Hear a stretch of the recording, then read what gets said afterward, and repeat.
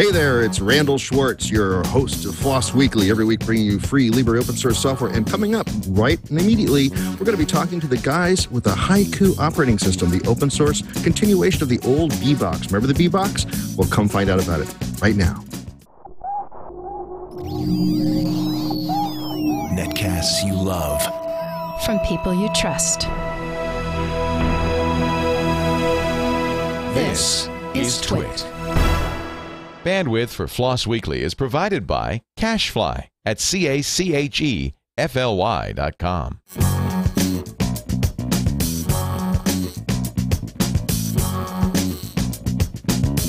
This is FLOSS Weekly with Randal Schwartz and Siego, episode 120 for May 13th, 2010, the Haiku operating system.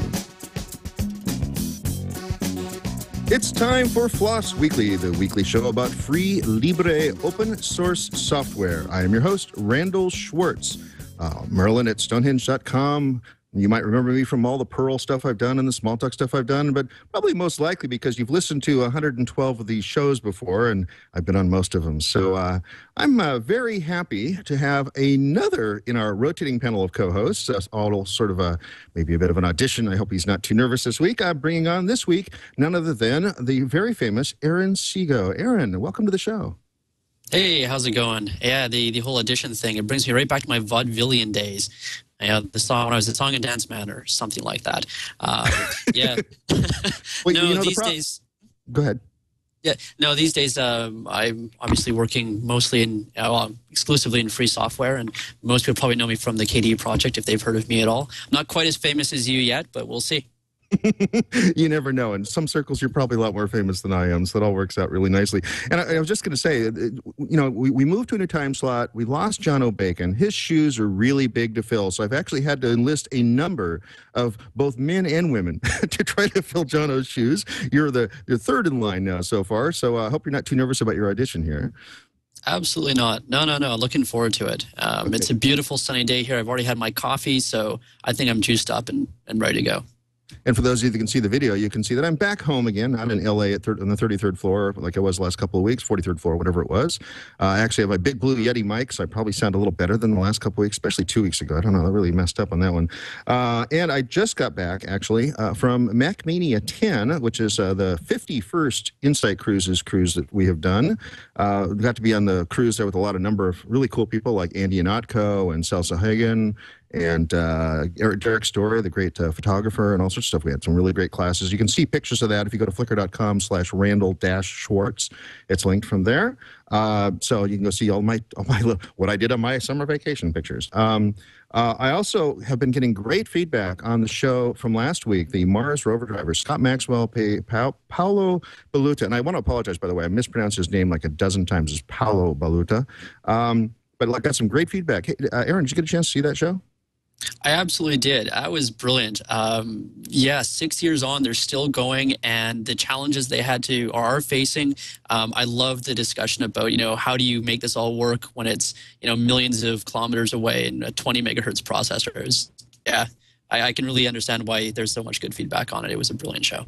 Yeah, it was really great. I'm sure that's going to keep going on. So, but not to belittle today's guest, because we also have another really interesting show lined up for us. We are going to be talking to a couple of the developers on the Haiku operating system. The Haiku operating system, from what I understand, is the derivative of the original B operating system, capital B, little e, B, which was an alternative box, a kind of an independent hardware and software platform that grew up sort of in the late Mac era, or at least the middle Mac era. And we have on the show today, we have Ryan Leavengood, who is one of the key developers, been with it from almost the beginning. And let's see if I can get this right. Niels, Sascha, Reedijk, got a name that's really hard for me to pronounce because it's spelled really odd for me as an American. And we've got them on to talk about the B operating system. Do you know anything about B?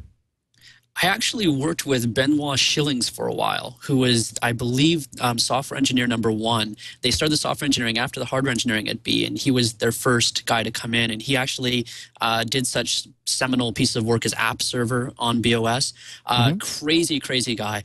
I also used BeOS briefly, as kind of toyed around with it back in the day when they did the R5 release.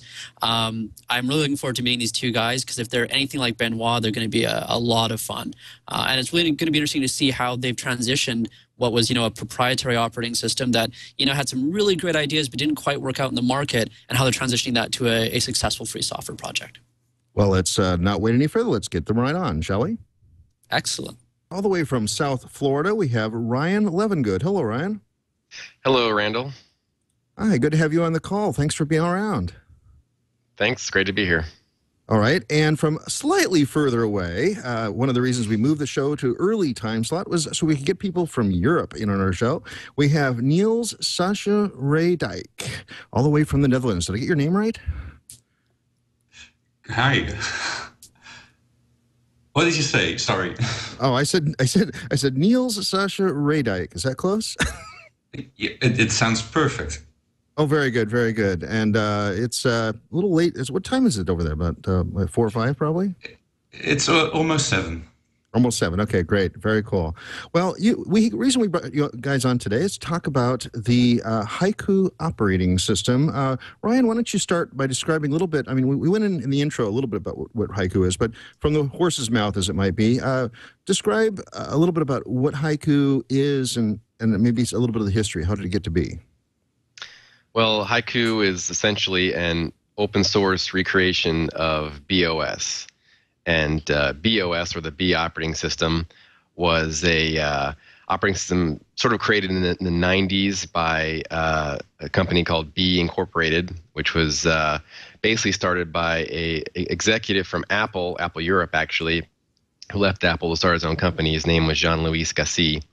And he wanted to sort of maybe start over in computing and build a new computer, both hardware, and eventually they started working on an operating system for that hardware as well. The hardware was called the B-Box, and the operating system was called the BeOS. And this was very advanced for the time, highly multi-threaded, multi-processor. The actual B-Box was a dual 66 megahertz machine, which in those days was pretty unusual. And the system was just designed from the ground up to really cater well to multi-processors. And, oddly enough, it was a little too early maybe, because this was long before we had all the multi-core systems we have today. So nonetheless, though, they persevered. They had several releases of BeOS up to version 5. And at that point, they just really weren't able to compete in the market. There was some, problems from Microsoft as far as having difficulty getting BeOS on OEM machines.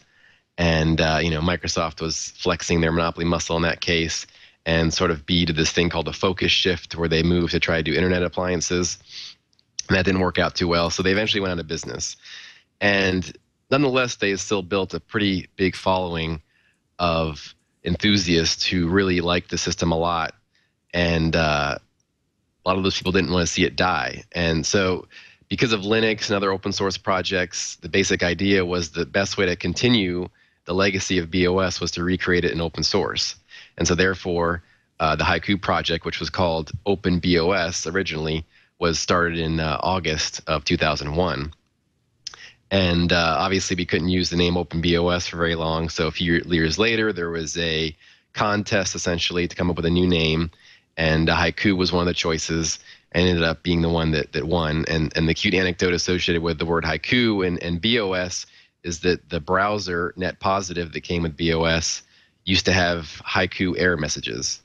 I can't come up with one off the top of my head, but it's something of the nature of like, site could not be found, you must search more, your destiny is there, or whatever, something funny like that. And that might even be a real haiku. Maybe I should write that down.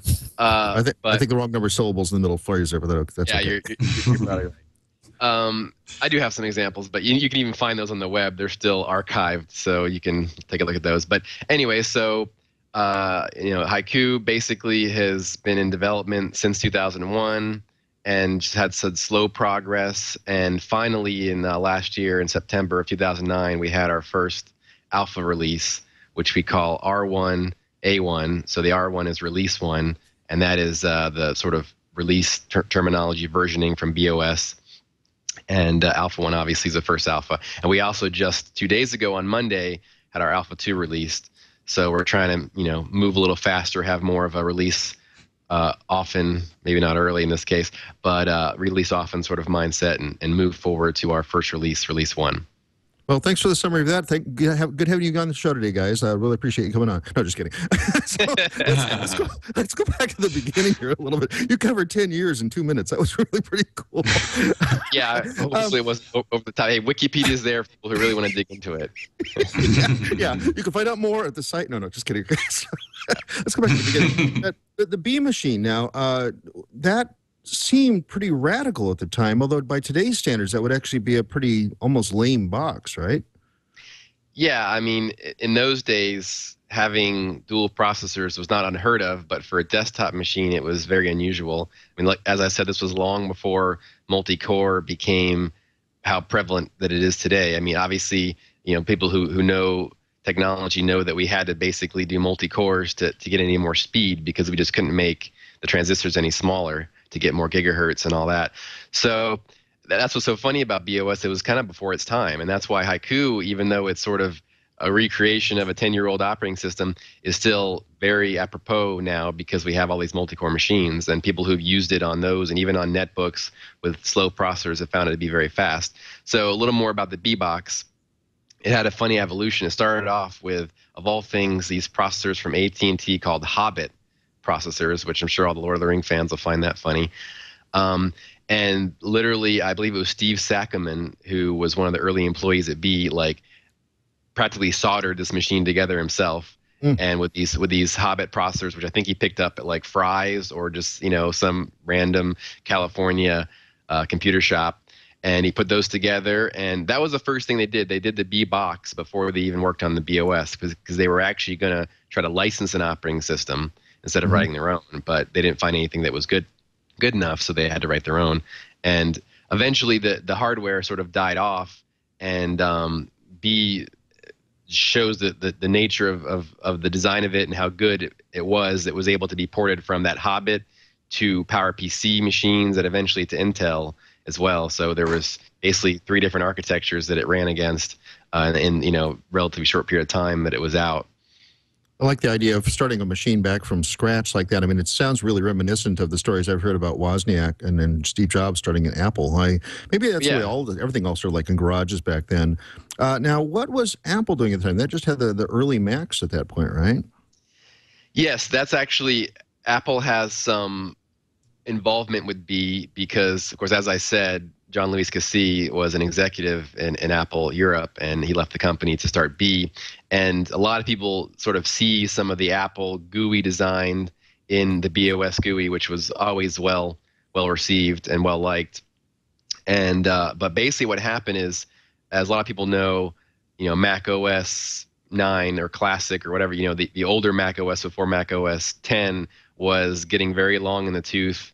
Didn't really support proper preemptive processing with having like machines or the different applications rather having to cooperate instead of having the true multiprocessing and that we have today of the machine, each application being separate address space and all that. So anyways, Apple had to get a new operating system, and they did their own Copeland project to start over from scratch, and that sort of went down in flames, I guess, for better or for worse. So they, much like B originally, they wanted to buy someone to get a new operating system. And at that point, they had a couple choices, one being B and the other being Next, which, of course, as everyone knows, was Steve Jobs' company. So Apple made an offer to B. I can't remember all the numbers. I think it was like they offered them a little over 100 million, but John Louis Cassie wanted like 200. And so they couldn't negotiate, and so Apple said, "Okay, sorry," and they went to Next and ended up buying Next, I think, for 430 million or something like that, which is kind of ironic. They paid twice as much for Next as they could have bought B for. Yeah, but they got Steve Jobs in that deal. They got Steve Jobs, and the rest is history. I mean, the Apple we have today may not even exist if Steve Jobs hadn't come back. And I'm not a huge Apple fan, but I will certainly appreciate that and what he did for the company and stuff. So anyways, that's what happened. And because of that, B sort of, I think that was maybe the death knell. That's, when things started going downhill. So I believe that was still when they were on PowerPC, and after that is when they tried to go to Intel and see if they could get B put on the OEM machines like Dell's and things like that, like I talked about earlier.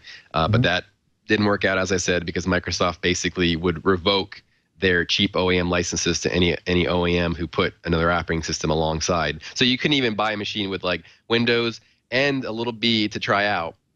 You had to, only have Windows. So also what B did, I didn't mention before, was they made, in their release 5, they released a free, quote-unquote, personal edition that basically was a installer you would put inside Windows and install it, and it would make a little image, and you would double-click that, and it would basically reboot your computer and go into BeOS.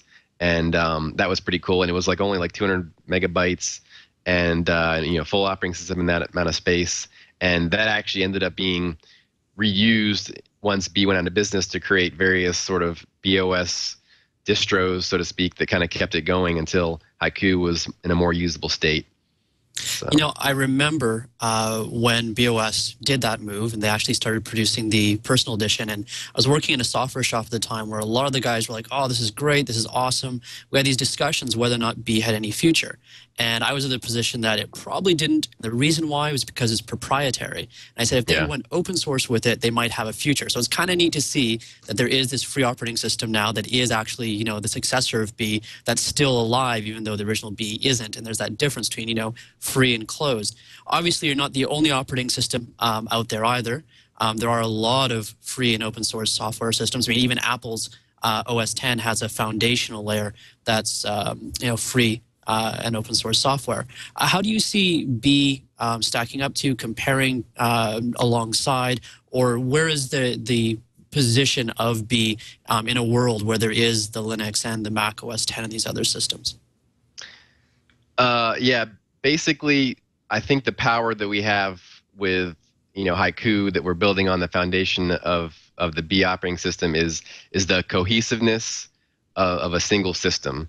And the thing we have with Linux and to some extent the BSDs is sort of, maybe too much freedom, too much choice. I mean, there's a whole book called The Paradox of Choice, how the modern society basically puts a lot of us into this analysis paralysis because we have too many options. And again, it's nice to have the options you have on Linux to basically either have, Qt or GTK or, a million different window managers, or GNOME versus KDE. And the choice is nice. You can basically build exactly the kind of system you want. But that's really for the geeks, the people who know how to build those. And for the average user, it becomes confusing because you don't know what's the best and what's the best choice to make when you're building your system and putting it together. And in some sense, things like Ubuntu have sort of made those choices for you. If I may add. Okay, go ahead, Niels. Yeah, if I may add, and one of the advantages is indeed that everything's built up from the ground up and completely tuned to each other.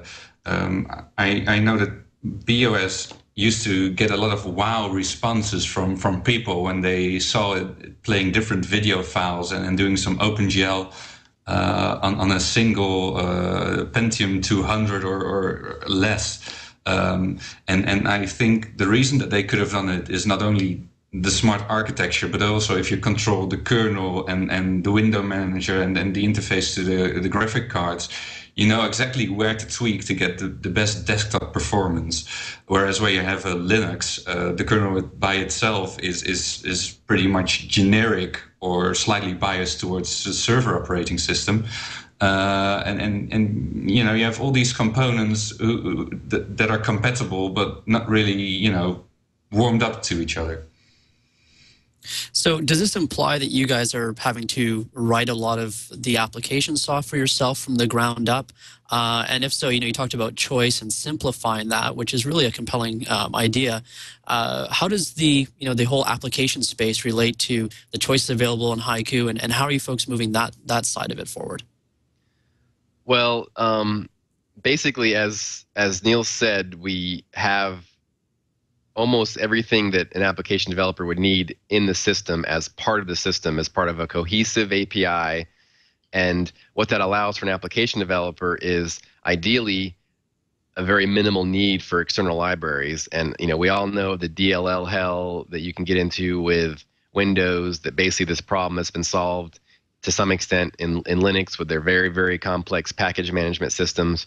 So to some extent, we want to try to avoid that by just having Haiku come with most of the things you will need. For example, what BeOS had and what Haiku also has is a built-in media kit that allows for decoding audio and video, and with a pluggable architecture to decode different kinds of video and different encodings of audio and video. And in addition, there's also a translation kit for images that basically translates PNGs, JPEGs, GIFs, whatever, into a base bitmap format, and which allows for easily translating from one form to another. And any application needs to open images, they can open whatever file formats are supported by the translators in the system without having to specifically link to, let's say, live JPEG or live PNG to open JPEGs or PNGs.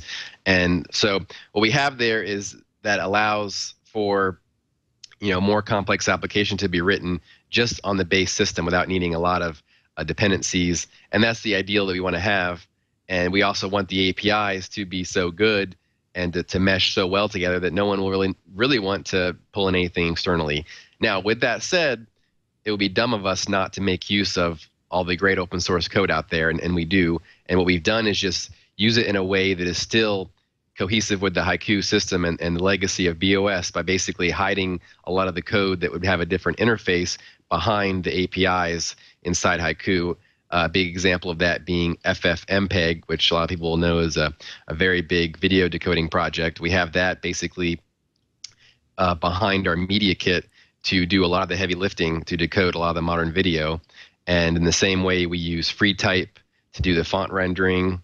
We use anti-grain geometry, which is like sort of a vector graphics library, to do a lot of our rendering of our icons and of the windows and other elements of the GUI. What else? We also make use of some open source drivers. We basically wrote a free BSD compatibility layer for the network and for wireless, so we can basically build off a lot of the work done in free BSD. And the reason we're doing BSD is because we have an MIT license, and so we prefer code under that. So it's more compatible with the vision that we have. Because Haiku, besides being an open source operating system, also we want it to be friendly to commercial use, both as a system as a whole and for people writing commercial software. So I think in a sense that's where we maybe blend and fill in sort of a missing area where of having an open source operating system that still allows for some commercial use. So sort of like, the best of both worlds between Linux and Mac. Right. So it's interesting that you're able to actually leverage so much of that previous work, as you mentioned, Ffmpeg, etc. I also understand that you folks have done some work with the ever-growing WebKit ecosystem as well. Yes, that is obviously a huge issue. Any kind of web browser and full support for modern HTML is a huge thing for any operating system nowadays.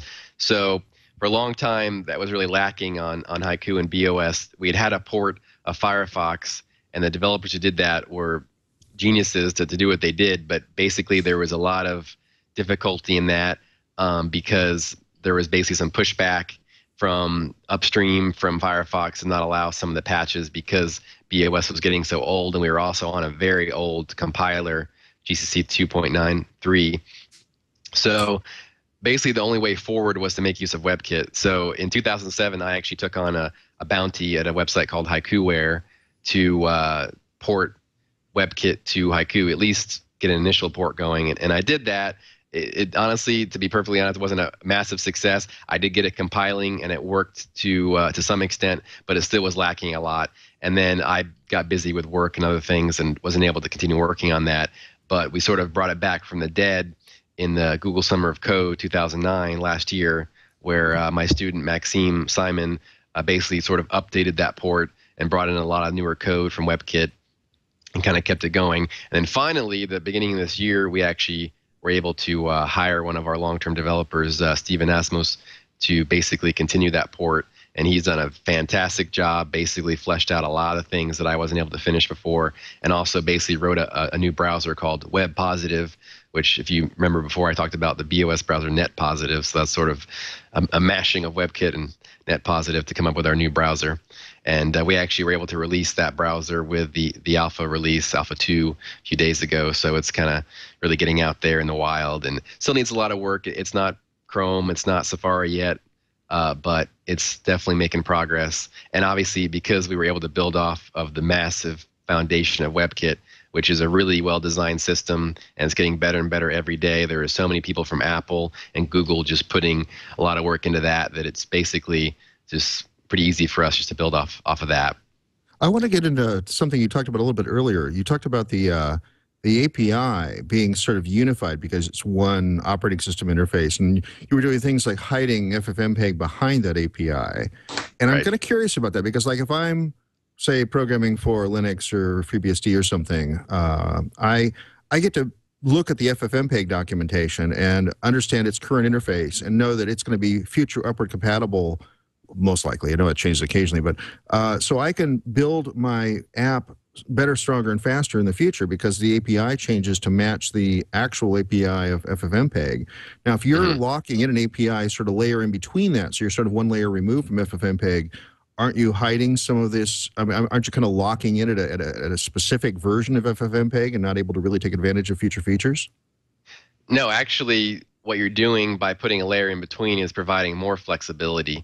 I mean, what you say is true that, you know, if you're writing directly to Ffmpeg, you can take advantage of maybe advancements that are made in the API, but you also are at the mercy of Ffmpeg, and if they change their API in a great way, maybe between major releases, which a lot of open source projects do, you would have to sort of rewrite your application around that. Now, what we've done is we have our own API, the Media Kit, that wraps around that, and above and beyond the fact that we're providing a layer in between the application and something like Ffmpeg, it actually allows for changing the back end. So let's say right now we're making use of Ffmpeg for a lot of different video formats, but maybe someone comes along who is like a video encoding genius or decoding and encoding, and basically writes like a brand new, let's say, H.264 decoder just for Haiku, totally catered for Haiku, designed to really work well in our Media Kit.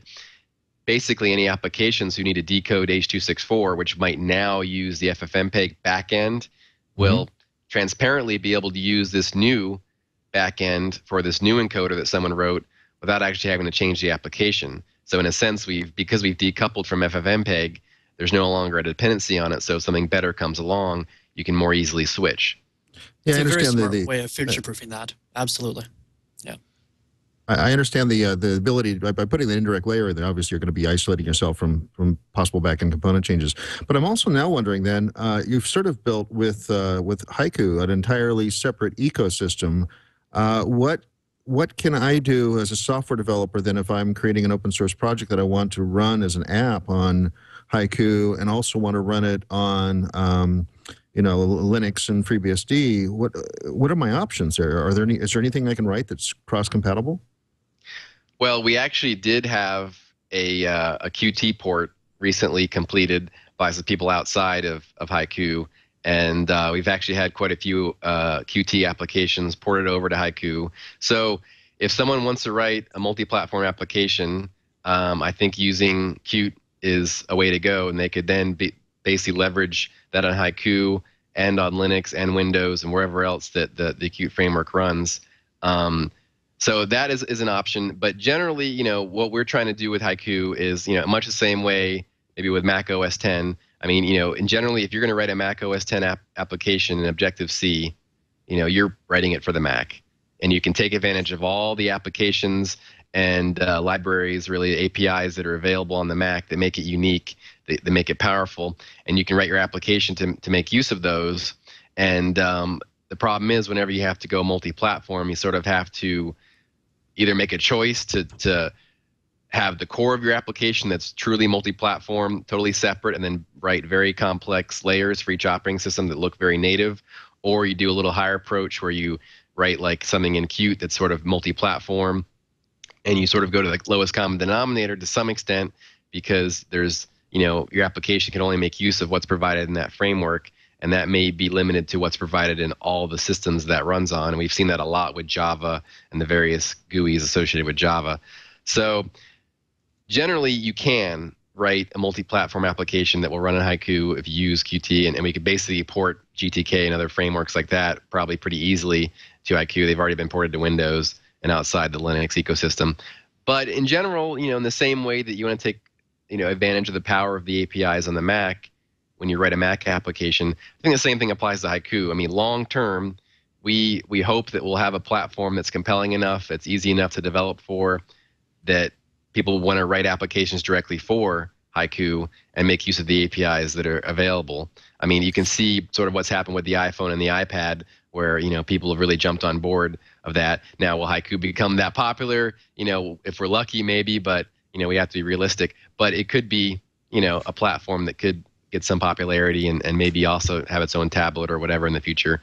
And I love that. I love that ambition. I mean, having that kind of, we could take over the world in some small way. I mean, that's great. I mean, you really have to take, those kind of big picture views. You mentioned, the iPhone and the iPad, and that is an interesting new part of the computing landscape, right? This mobility side of it. Then you mentioned, maybe one day it'll have, its own tablet, Haiku, that is. Where do you see that going? Is that something that you folks are actually actively developing for? How is that going to fit into the system? Is Haiku trying to take this whole concept, that the philosophy behind it, and bring it beyond desktop as well? Well, I think right now our focus is definitely on the desktop, and we've always maintained that focus, because otherwise, we'd be developing this till the year 3000. So, I mean, that's provided a focus, but I mean, we have to look at reality. We have to look at the popularity of things like netbooks, and now, the iPad, and there's going to be a lot of other tablets that are probably going to be very similar to the iPad coming out from Google and various other companies. I have an iPad. I think it's a pretty cool device. Do I want to use it all day? No, but it does, fill maybe a small niche for maybe, like, I mean, could I give it to my grandma to use? Heck yeah. I mean, that's where we sort of get, that simplicity that maybe might bother geeks like us, or the sort of the lockdown nature of that platform. It's good for the average person.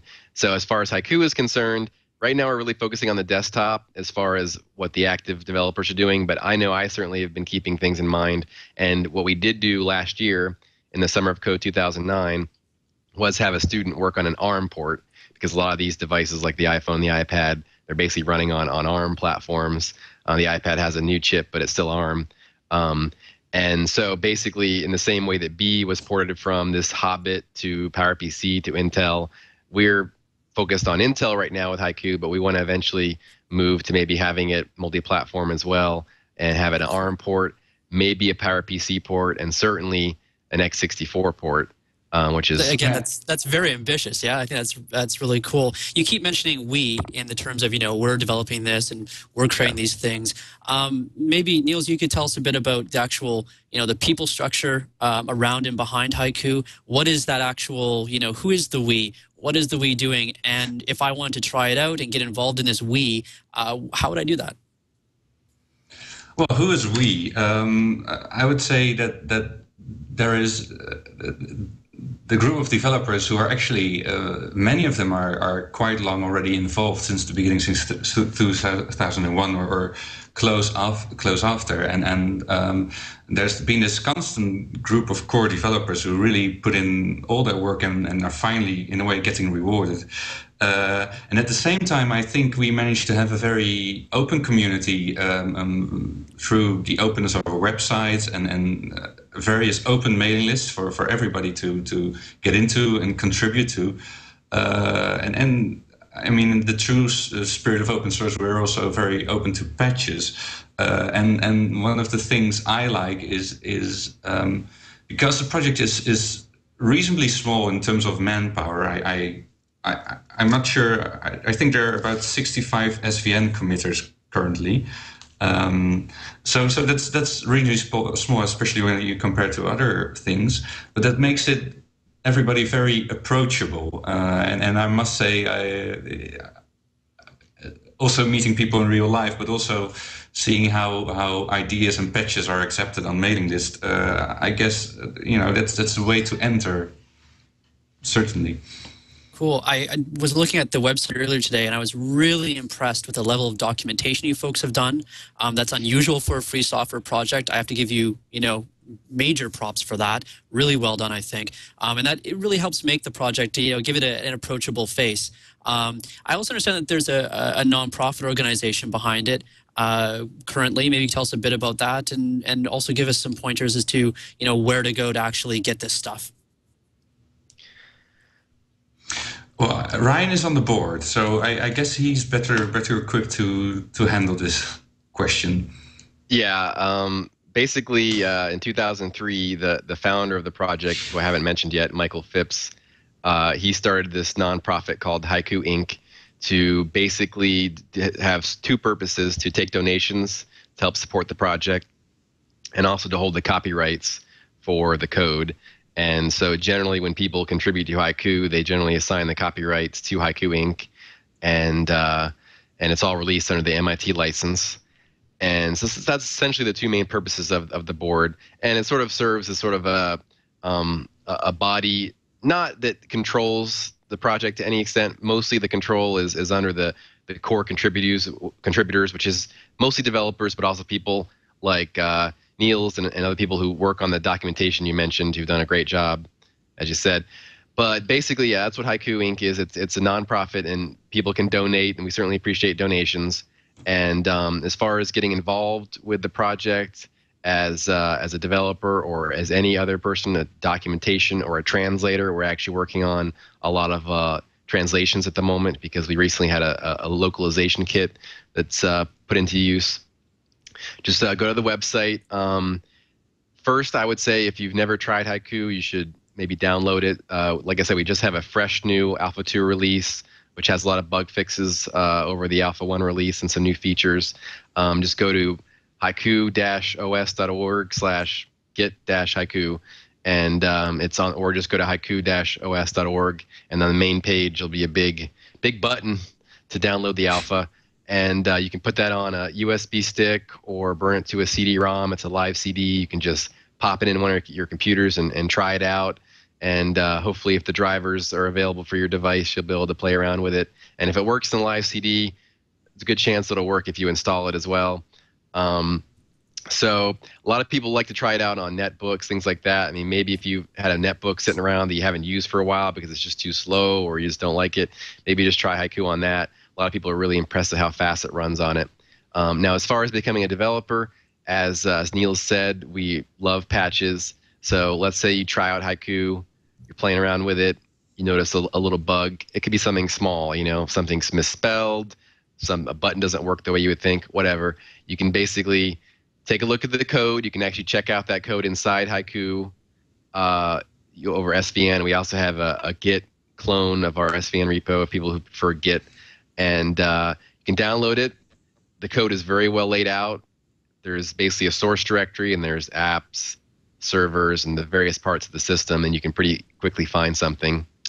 And basically just find that component, play around with it, fix it, compile it, test it, and then if you found something that works, basically make a patch and then go to our bug tracker, which is just dev.haiku-os.org, and log the bug that you found in your patch, and we'll take that and add it to the system. Very cool. Great information. Hey, I also like to get a good view of how people actually get involved with open source. Niels, Haiku had already been going a little while before you got involved. How did you discover Haiku, and what motivated you to participate in the project? And probably then also what still motivates you, I guess, is probably the extension of that question. Well, I originally got to know BeOS during the R5, personal edition, the free edition that Be distributed. It was actually distributed with one of my computer magazines, and in a way, it was so sexy, and that sort of attracted me. I was at the time contributing to KDE.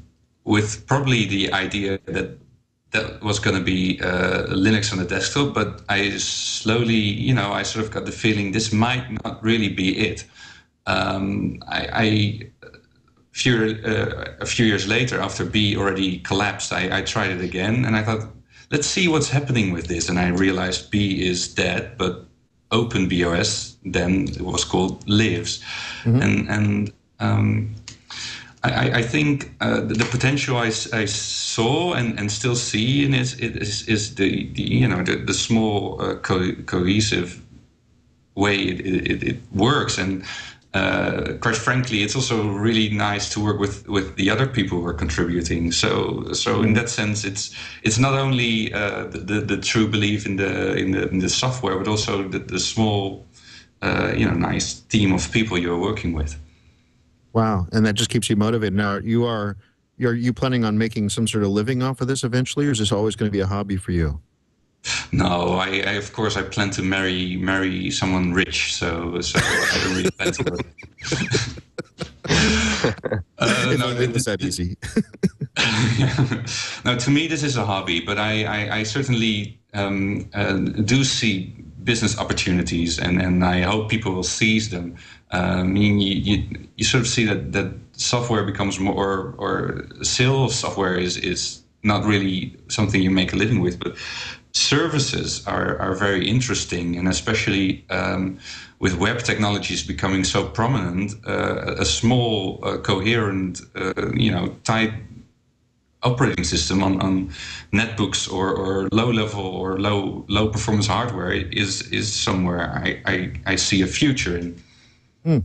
Now, how much can I ask? How much of your nights and weekends, hours you actually?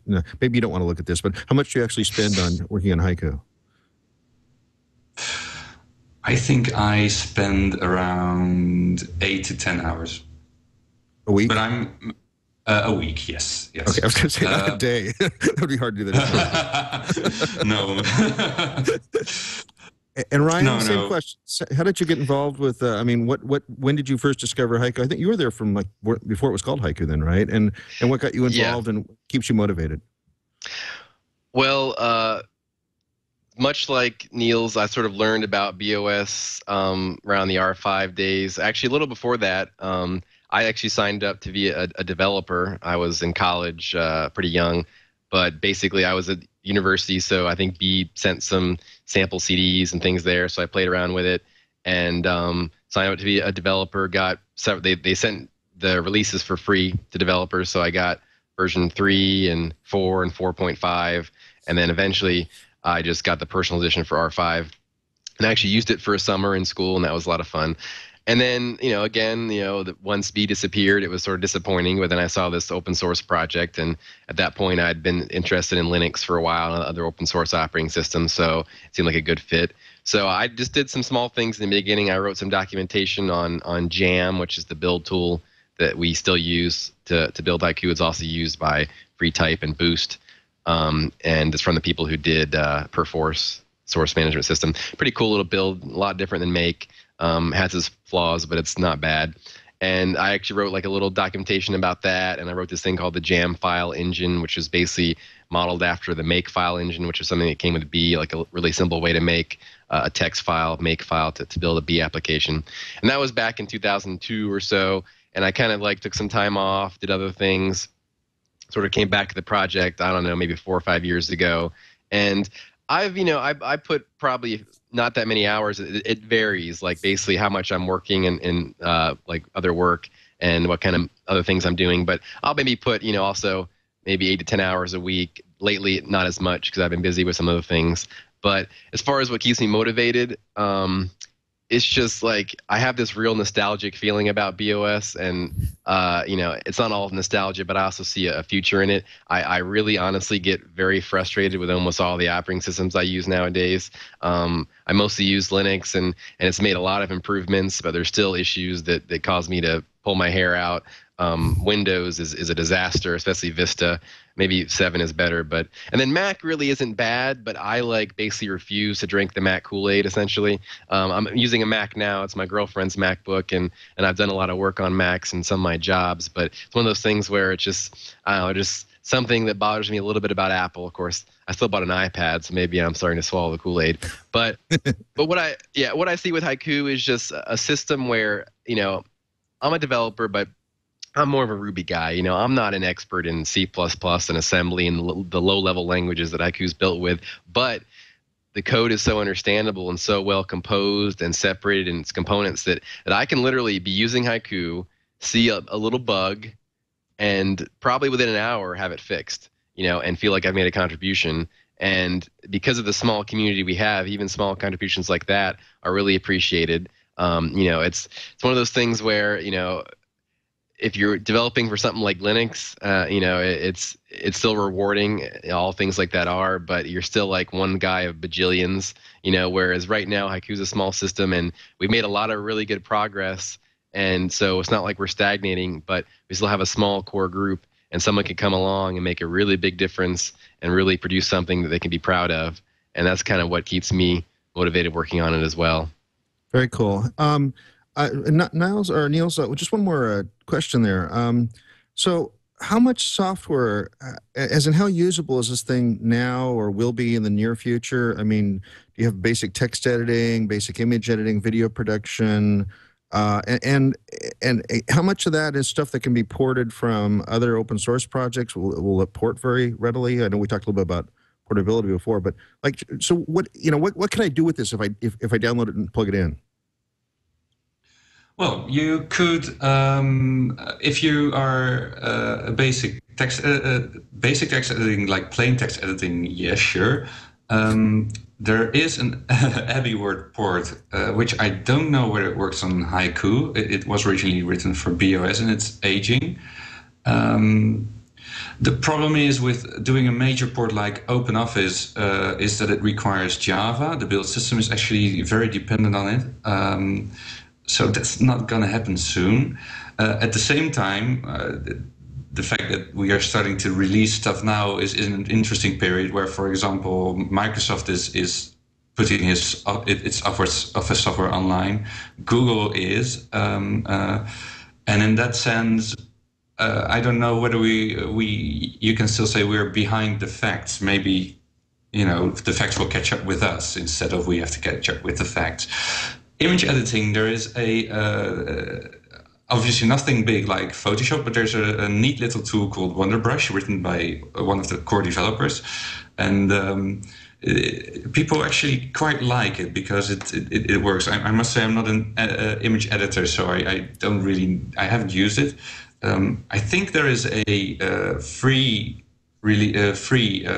tryout, as in not as limited in time, but forever working with Alpha 1. I don't know whether it's going to be there in Alpha 2, but I suggest try it out. And porting other applications, that really depends on, you have some true multi-platform stuff like VLC, which is already, there are interfaces for that.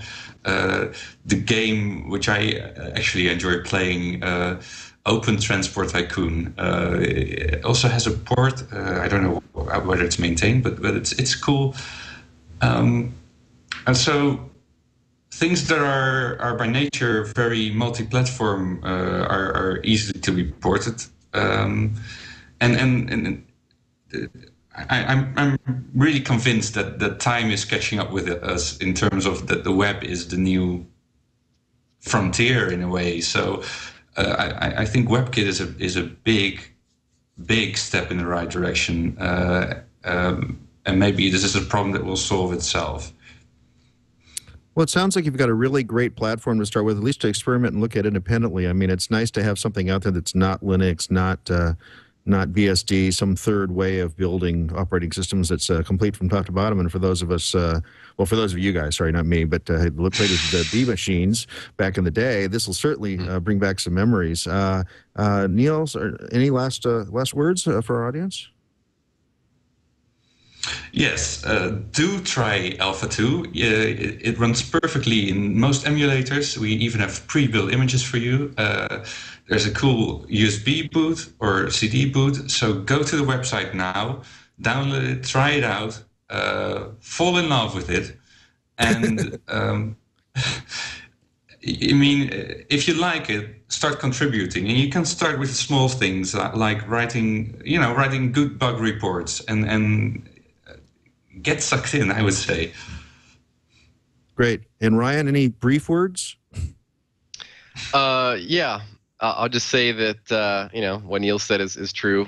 Get involved, try it out. I think right now we're really catered for developers, though I think a lot of people could still get some benefit from using Haiku because we have the web positive browser they can make use of and other applications. And because, which I didn't really mention, we are compatible with a lot of old BeOS software. that was a big hurdle we went over. You can use a lot of older BeOS software, a lot of which is also open source, and a lot of that's available on various sites like bbits.com and haikuware.com. And so there's things you can do with it. And but we really want developers to try it out and hopefully fall in love with it and see what they can do. Sounds like a great call to action. So I want to thank you both, Ryan Leavengood coming at us from South Florida, and Niels, Sascha, Reedijk calling to us from the Netherlands, both active participants on the Haiku operating system. Thanks for coming with us today. Thanks a lot. Thank you. Very good. Very good. So, Aaron, interesting, huh? Absolutely. It's interesting. You can hear that there's a bit of a struggle on the application front, but they've opened up some really great avenues, I think, with their WebKit strategy, as well as porting some of the things like Qt over. It's be fascinating to see how they go from here to their actual release, their R1. I love they've actually stuck as well with the R1, R2. They've really got their feet deep in the roots of the BeOS culture there. Hey, now, I'm not much of a desktop developer. Explain to me what Qt is as opposed to just writing directly to X11. Is it like a layer in front of X11 or what? Well, it's interesting. When Qt was first started, was it 16, 17 years ago now, the motivation was to be able to write applications on Linux and Windows simultaneously with one code base and actually have it work natively on both. Something that some frameworks had promised never really came through. I mean, they mentioned Java, for instance, as having promised that forever, never really coming through on that, and they're right. So what Qt does is very much like what they've done with Haiku, where they build layers on top of things such as Ffmpeg or whatnot. Qt builds layers on top of the native platform. So it's really, I think, promising to hear that they've got a port of Qt going on Haiku, because they can actually marry that set of libraries to their native platform of BeOS, and really, I think, open up a huge pipeline to applications to help fill some of those gaps. And that's huge number of apps are written to Qt already. I mean, I think, wasn't it Google Earth was the first big thing that was shipped with Qt? Well, Skype that we're using right now. Oh, okay. It's also built on Qt. Okay. Yeah, Qt's in a lot more places than one might expect. There's literally tens of thousands of applications out there. So yeah, I mean, it's I think a really good strategy. The combined strategy, I think, of opening the web with WebKit, which is also interesting that it came from the KDE world originally. So there's a lot of Qt kind of foundational there. But that web strategy combined with having a portable library like Qt could really take them far, I think. And yeah, I'm interested to see where this goes for them. Yeah, it sounds like a great alternative platform, and if they keep it small and lean and mean and not bloated like Linux and FreeBSD and all the rest of the guys that have kind of gotten to this, might be interesting for notebooks and small machines to be able to get some really good performance out of too. Absolutely, and I love the passion that they've just exuded. You can tell they're really into the project, and I love that "Let Yourself Fall in Love with It" by Niels. That was absolutely brilliant, and really, I think, captures the spirit of the average free software developer who's doing it for because he believes. You're going to pry this software from my cold, dead mouse hand. Yes, it's pretty obvious there. Exactly. The company fell over, but that's not the end. We're going to continue it on. We're going to keep it going. Yeah, no, that's classic. And great. We're so glad there was an unofficial release of R5. We're so happy they unofficially released it, leaked on the net somewhere. That was so cool. Yeah. That's really great. So let's look now also into the future, not just for them, but for us. Coming up next week on Floss Weekly, I have Matt Ray on the line of Xenos. Are you familiar with Xenos? I'm actually not. I'm looking forward to actually doing the research and finding out more about it and actually hearing from the man himself. The man himself, yeah. It's apparently some sort of monitoring platform. I saw him at Texas Linux Fest a few weeks ago. The following week, I'm really looking forward to talking to this guy, Jonathan Simpson, who's going to represent the PDPC, which is the ones that, for those of you that are on IRC any length of time, you know that Freenode's like the major IRC network, and PDPC provides that. They also started conferences, Geeknik and FOSSCon. He's going to talk about those. We've got just added to the schedule, for those of you that watch my tweets, you saw me add this yesterday. We got Matt Mackall, who is Matt Mackall, and whoever he is, he's the project lead on the Mercurial project, the distributed version control system. If you remember our show about Git and about Garrett recently, this is a similar thing. It's being used more for things that are like GNU Emacs. I think GNU Emacs edits with that. Do you use Mercurial? I have when I've actually contributed to projects that already use it. Honestly, I'm more of a Git and SVN guy, but I'm actually not really big into the whole revision control system thing. I use whatever's there. But when I have used Mercurial, I've have no complaints about it. And yeah, it'll be interesting to hear where he sees it going with Git and whatnot being so popular as well, and what the benefits are. It'll be an interesting interview. I just use a copy file.c to file.c.good. That seems to sadly, this reminds me of a software shop I used to work in. and file.c.yesterday. File.c.tuesday. Exactly. .bob. Did that way too often. And also just added to the schedule, we have Nicole, I'm going to mispronounce this, sorry, Yankovic. She's with the Open Wonderland project. Wonderland is a Java-based 3D worlds environment, immersive worlds environment, and they just forked the project to an open source version. She's going to come on and talk about that. We also have, also just added to the schedule, Michael, I'm going to mispronounce this too, Michael Aidma. Okay, I'm going to have to find out how these guys are all pronounced before I bring them on the show. He's got a PBX in a embedded box, a small Linux box called Ascokia. Oh, I'm mispronouncing that too, but it's based on Asterisk. We have had Asterisk on the show a while back, but we bumped into this guy at the Astricon, and we've got to have him on the show coming up soon. You can always look at the list of upcoming guests at twit.tv/floss. That's linked from there. If you have a suggestion for the list, please have the project manager email me. That is the fastest way to get them to the top of the list. That's how everybody in the last few weeks has gotten on the show. If you just tell me about a project, I'm not so inclined to go out and hunt up the stuff. So do the research for me. That really, really, really helps me out. We've got about 20 more people already in that category of people who have written me, so I got to get them all on the show. You can follow me at twitter.com/Merlin, MERLYN, find out about upcoming events. Aaron, how can people find out more about you? Well, you can visit my blog, which is Asigo, ASEIGO, at blogspot.com, or follow me on Identica. Being a free software guy, I'm with the free software version of Twitter, Identica, where I'm known as Asigo as well. And you survived your first show as co-host, no longer on the guest side of the list. How do you feel? Yeah, it feels great. It feels like any good first-time experience. It's exhilarating. Well, maybe there'll be a second time. No, there certainly will be opportunities for a second time. So we'll have it all coming up. You can watch the show live, being taped. We're now earlier time slot. We're at Wednesday mornings at 9:30 a.m. Leo time, which is the Pacific time, West Coast time in the U.S. That's 12:30 East Coast time, and math, 7 and 9, 16, 14:30 Zulu in the summer. So we'll see you all coming by if you want to. There's also a chat room. You can give us questions while we're talking to the guests. And I think that about does it. Any last words, Aaron? Not other than I think I'm going to go download Haiku and try it out. Very good. I'm going to at least play with it inside a VMware space. I think they even have a VMware install already, so we just have to download it and run it through the player. That'll be really cool. So we'll see you all again next week on Floss Weekly.